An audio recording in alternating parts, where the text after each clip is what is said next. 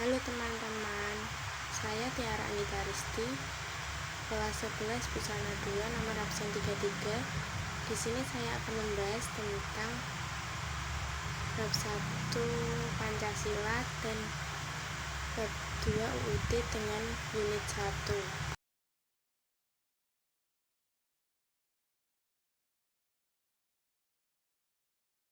Apa itu penerapan Pancasila dalam konteks berbangsa dan bernegara?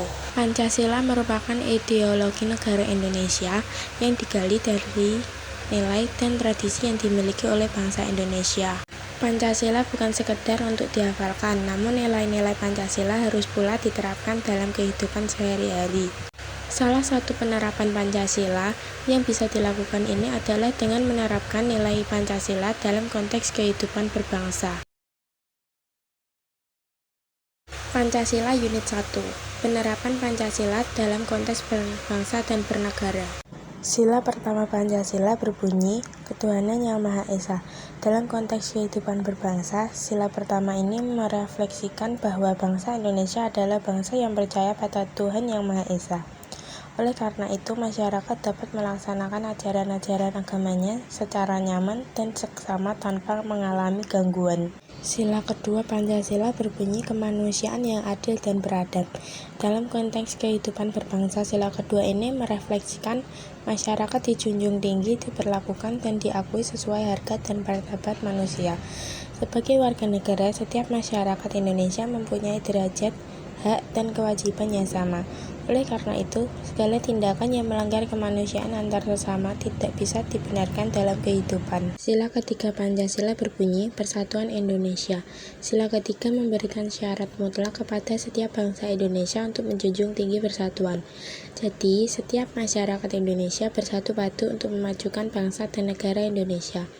Selain itu, dalam sila ini juga menjelaskan tentang perilaku yang adil dan sesuai dengan adab antar sesama manusia. Sila keempat, yang dipimpin oleh hikmat kebijaksanaan dalam permusyawaratan perwakilan.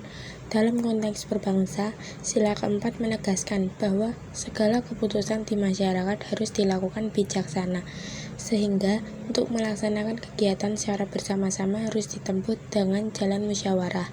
Adanya prinsip ini menyadarkan bahwa setiap bangsa Indonesia mempunyai hak, kedudukan, dan kewajiban yang sama. Sila kelima Pancasila berbunyi keadilan sosial bagi seluruh rakyat Indonesia. Keadilan adalah nilai universal yang harus dipraktikkan bagi setiap bangsa Indonesia yang berkaitan dengan keadilan hukum.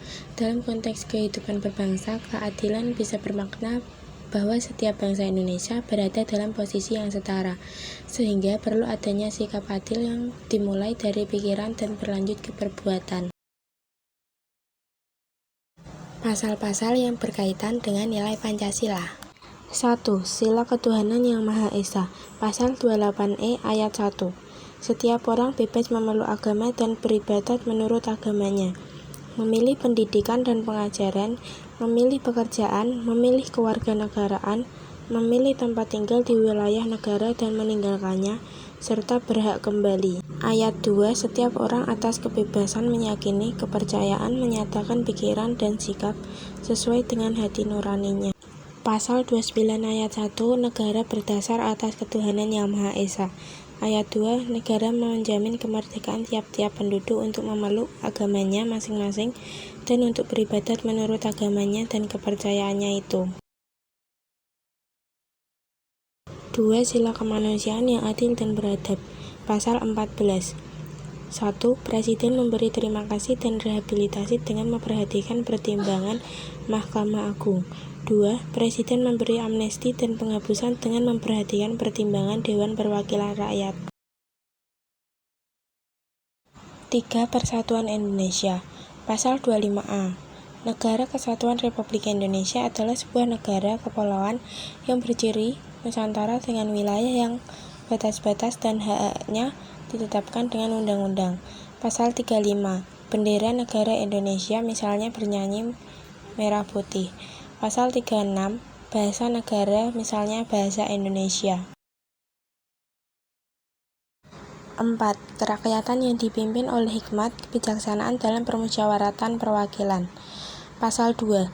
1. Majelis Permusyawaratan Rakyat terdiri atas anggota-anggota Dewan Perwakilan Rakyat, ditambah dengan utusan-utusan dari daerah-daerah dan golongan-golongan menurut aturannya yang ditetapkan dengan undang-undang. 2. Majelis Permusyawaratan Rakyat bersidang sedikitnya sekali dalam 5 tahun di ibu kota negara. 3.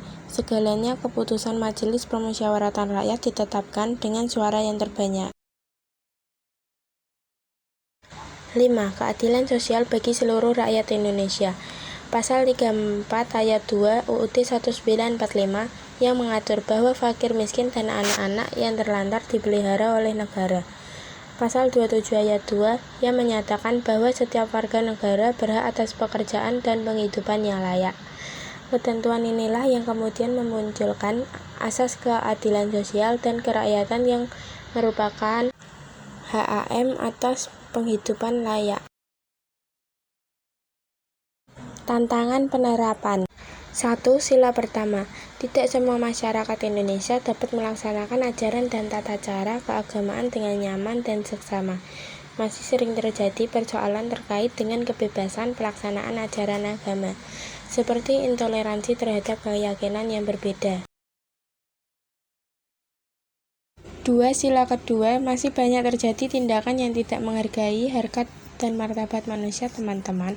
Misalnya terjadi perundungan, diskriminasi, ujaran kebencian, bahkan kekerasan terhadap peserta didik dan guru. Sila ketiga, kita masih sering menjumpai pendapat yang seringkali menghasut dan menebar kebencian.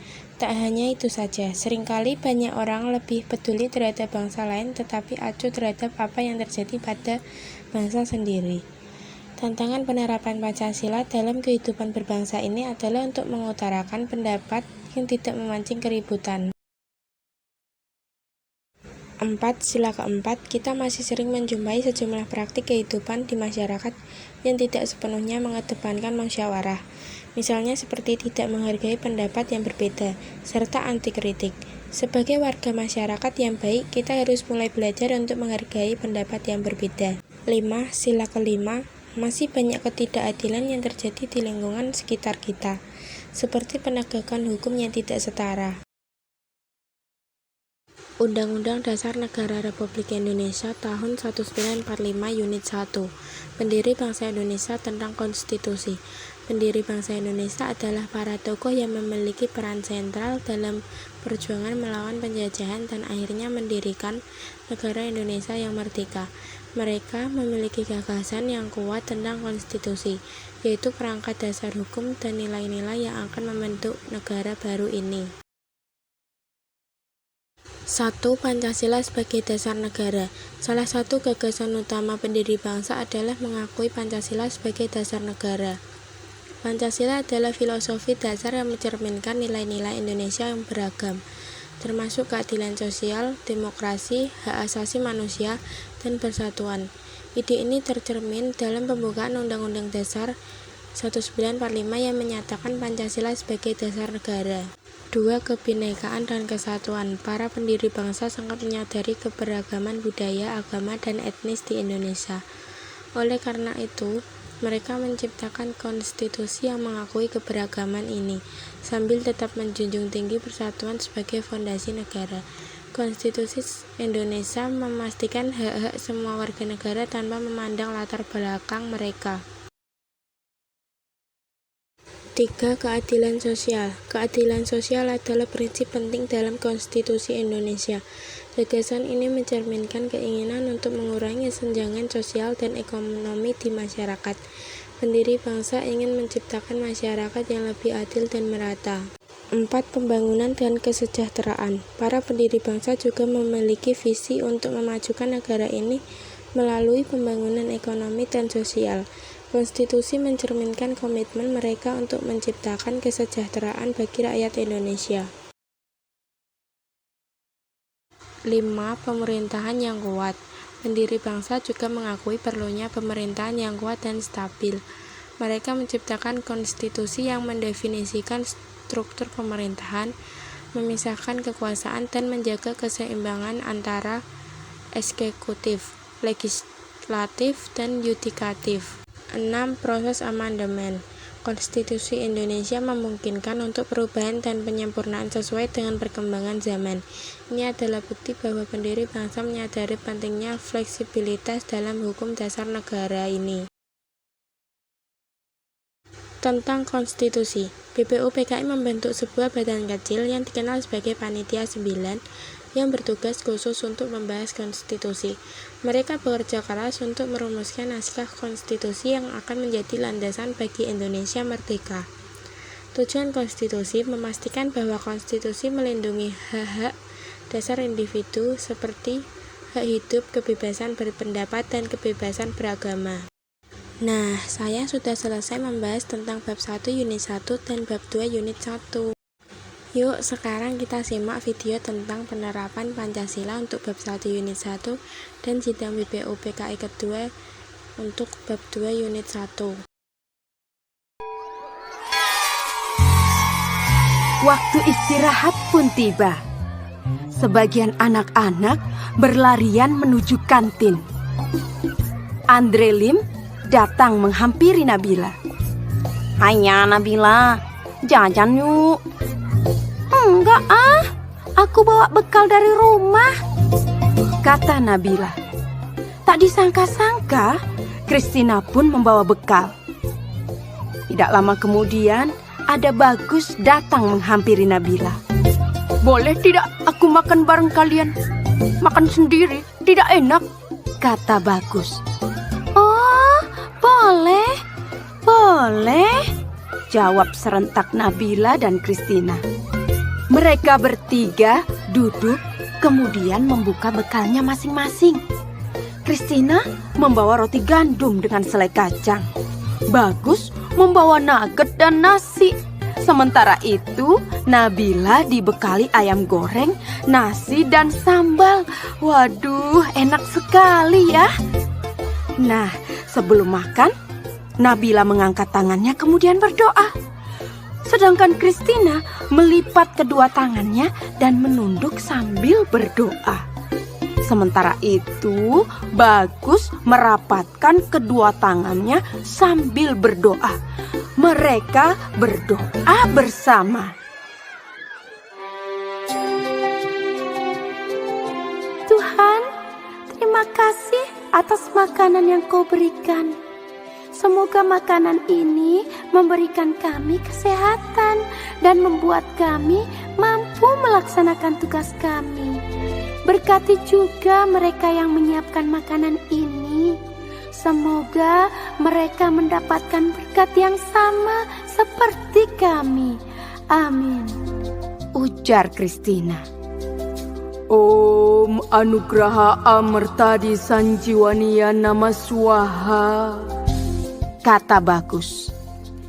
"Allahumma barik lana fima rozaqtana wa qina adzabannar."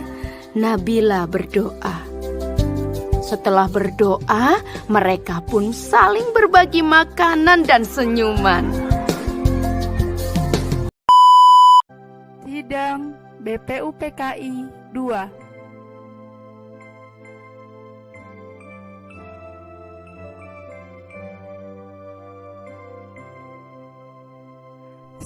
Juli 1945 diumumkan penambahan 6 anggota baru. Pembagian tugas untuk membahas 6 agenda.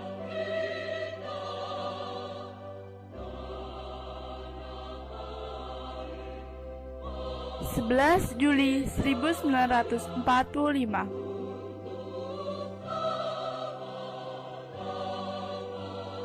dibentuk 3 panitia umum. Panitia Perancang UUD, Ketua Insinyur Soekarno.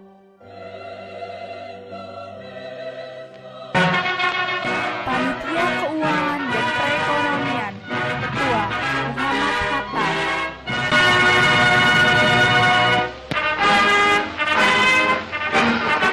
Panitia Pembelaan Negara, Ketua Adi Kusno Cokro Suyoso.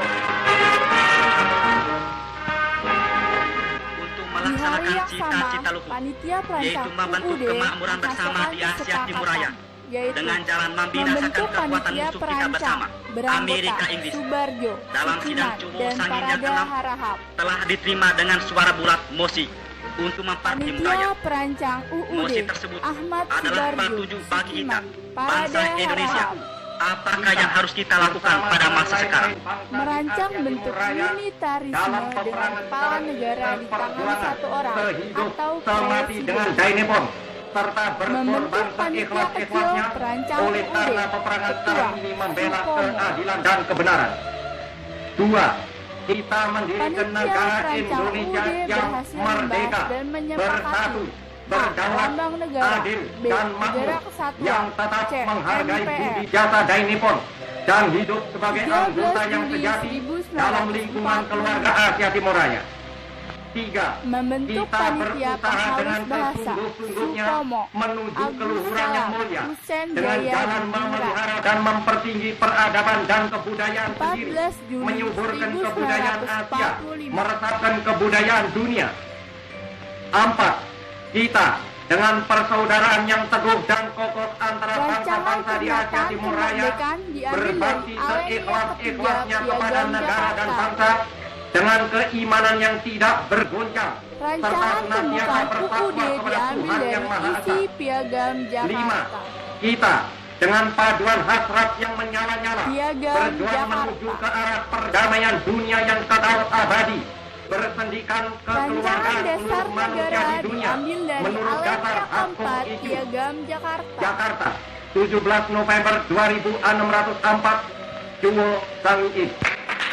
Rancangan batang tubuh Undang-Undang Dasar terdiri dari 15 bab 42 pasal, Dengan termasuk berpegang teguh ketetapan peralihan hati dan aturan untuk membakar tambahan. habis musuh kita bersama, Roosevelt, Georgia, dan Van der Pas, maka pada hari peringatan 1 tahun 15 pengumuman maklumat Juli bersama Asia Timur Raya 1945. telah diadakan rapat besar di Jakarta guna mengobarkan semangat meruntuhkan Amerika, Inggris, dan Belanda.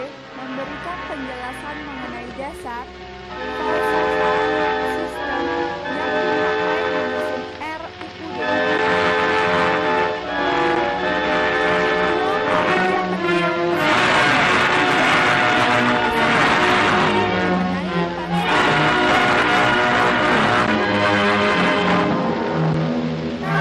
Juli 1945.